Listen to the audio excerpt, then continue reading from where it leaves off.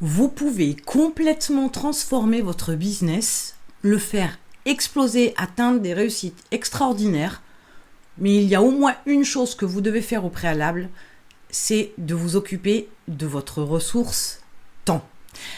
Alors, je vais vous proposer un outil que vous connaissez déjà, que peut-être vous utilisez déjà, mais que vous n'utilisez qu'à un faible pourcentage de son potentiel. C'est l'agenda. L'agenda aujourd'hui, on a le privilège d'avoir des outils extrêmement développés.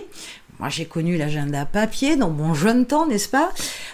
Et il y a un outil, un objet du moins, que vous avez constamment à portée de main, c'est votre téléphone. Donc, première des choses, on met son agenda en ligne, connecté à son téléphone, donc par le biais d'une application par exemple, ou directement lié à un agenda intégré à votre téléphone, je pense notamment à l'iPhone. Donc, ça c'est la première des choses que vous devriez faire pour pouvoir être hyper efficace. Dès l'instant où on vous demande un créneau horaire ou que vous souhaitez prendre rendez-vous avec quelqu'un, peu importe, ou prendre rendez-vous pour un appel, pas forcément en présentiel, le téléphone, vous l'avez constamment sous la main, on se connecte à l'agenda, et on peut voir immédiatement nos disponibilités et voir avec notre interlocuteur à quel moment on peut trouver un créneau libre, commun, qui nous permette de caler un rendez-vous. Première des choses. Deuxième chose, il est clair que voilà, le premier réflexe qu'on a avec un agenda, et c'est sûrement ce que vous faites, c'est de positionner les rendez-vous. Sauf que un agenda peut contenir beaucoup plus d'informations. Vous pourriez mettre vos créneaux horaires pour travailler en équipe, en réunion par exemple. Vous pourriez y mettre des créneaux horaires pour contacter certains clients. Là, on est sur des exemples qui sont assez basiques, mais auxquels on ne pense pas toujours à mettre dans l'agenda. On se dit que c'est, entre guillemets, via la to-do list que ça fonctionne, où on indique tout ce qu'on a à faire et de temps en temps, on va jeter un œil à la to-do list pour voir ce qu'il y a à faire. Et en fonction de nos disponibilités, on agit en conséquence.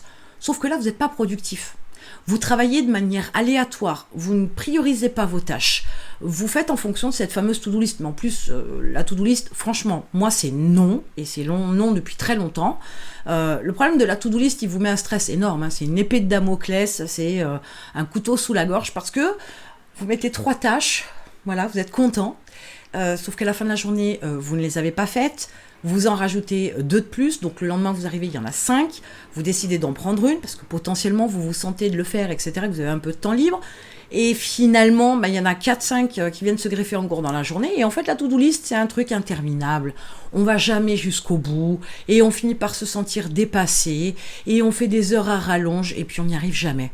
Parce que c'est pas planifier, c'est pas s'organiser, ce n'est pas gérer son temps, ce n'est pas contrôler la ressource temps, quand on a une to-do list. Une to-do list, ça ne fait qu'indiquer ce qu'on doit faire. Sauf que ce qu'on doit faire doit rentrer dans votre agenda.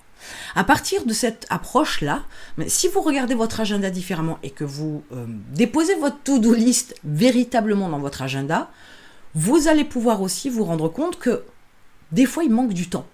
Il manque du temps pour faire des tâches importantes.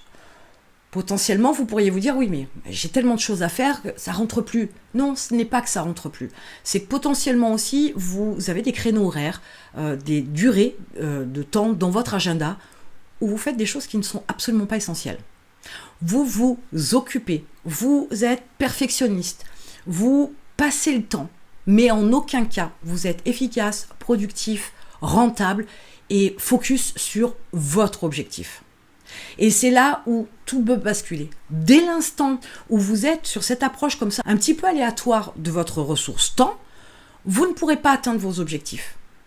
Il va y avoir du laxisme, il va y avoir du perfectionnisme, il va y avoir de la glandouille, il va y avoir comme ça tout un tas de choses qui sont inutiles et c'est des journées à rallonge de 15 heures. Mais comment voulez-vous être efficace ? Comment voulez-vous être productif s'il y a de la déperdition de cette ressource temps ? Donc votre agenda est quelque chose, un outil en l'occurrence, sur lequel vous pouvez positionner tout un tas d'informations, des petites notes, des détails, des choses auxquelles penser par la suite, mais c'est positionné dans votre agenda.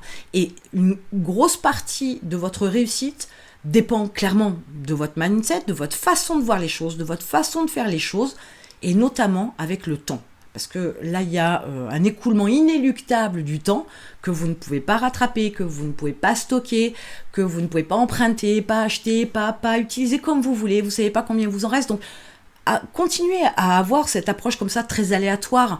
Continuez à imaginer que vous êtes productif. Et moi, je suis sûre que non. Et si vraiment vous voulez découvrir et apprendre comment être hyper efficace, hyper rentable, hyper focus et vraiment changer la donne dans votre entreprise avec la gestion de votre temps pour en prendre véritablement le contrôle, vous avez un lien dans la description et je vous retrouve de l'autre côté.